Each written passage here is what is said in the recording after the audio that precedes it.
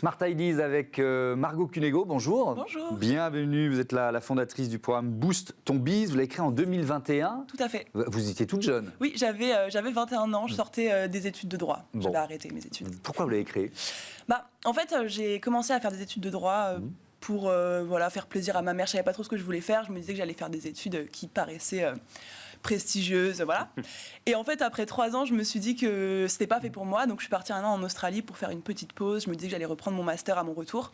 Et en fait, là-bas, je me suis rendu compte que je pouvais créer mon entreprise, travailler pour moi sur Internet. J'ai rencontré des gens qui le faisaient, qui voyageaient en même temps, qui avaient un lifestyle très différent de ce que je connaissais.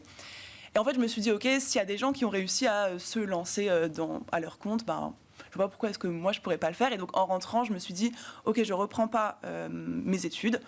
Je lance mon projet, je teste. Je me suis pris énormément de...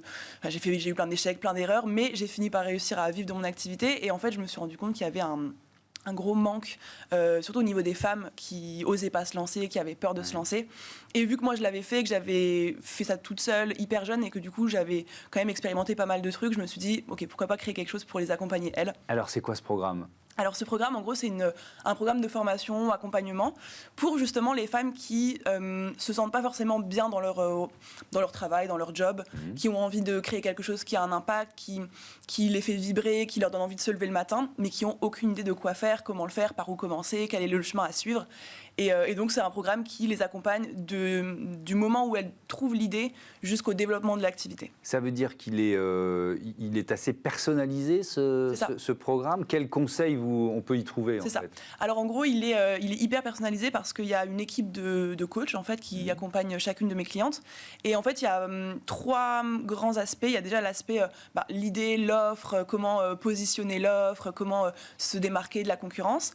Il y a tout un aspect communication, vente, marketing, parce que c'est une chose d'avoir une expertise, si on ne sait pas la vendre, ça ne sert à rien.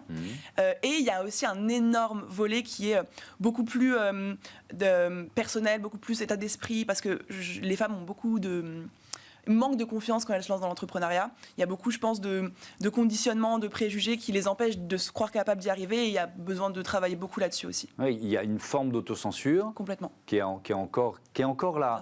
Bien sûr. Je pense qu'elle diminue, mais elle est encore là. Elle diminue, mais je pense qu'elle diminue effectivement. Mais en fait, pour le coup, pour m'être lancée assez jeune, en fait, on n'a pas de rôle modèle, on n'a pas d'exemple, on a très peu de femmes à suivre dans l'entrepreneuriat. Et je trouve que c'est un milieu qui est encore très, malgré les évolutions, très masculin, que ce soit au niveau des exemples qu'on voit, mais aussi de la vision de la réussite, de la vision de l'entrepreneuriat. Finalement, c'est une énergie qui est quand même vachement masculine, et je trouve que les femmes ont du mal à se retrouver dedans de premier abord. C'est-à-dire dans les codes, dans les qualificatifs ou les adjectifs qu'on associe à l'entrepreneuriat, c'est ça ? C'est ça. Je pense que l'entrepreneuriat, quand on y pense aujourd'hui dans l'inconscient collectif, c'est très axé sur la force, la stratégie, la persévérance, la puissance. Que des qualités féminines. Exactement, voilà.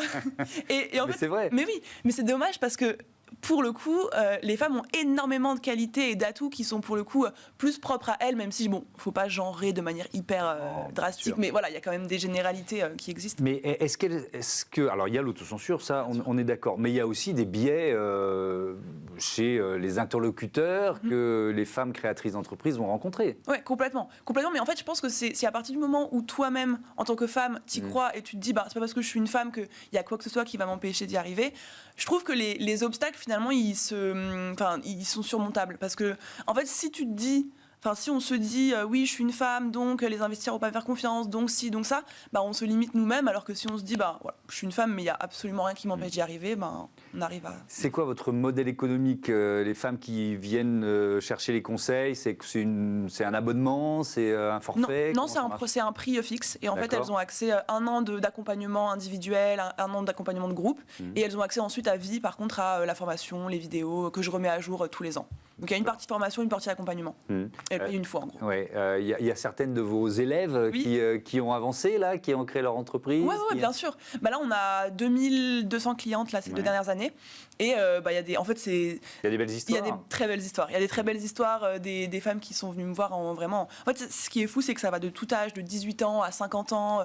Il y a des parcours tellement différents, et finalement, le succès finit par arriver quand elles ne lâchent pas l'affaire, quoi. Merci beaucoup, Margot Cunego, et bon vent à Boost ton Biz. Voilà. c'est la fin de ce numéro de Smart Impact. Merci à toutes et à tous de votre fidélité à la chaîne des audacieuses et des audacieux.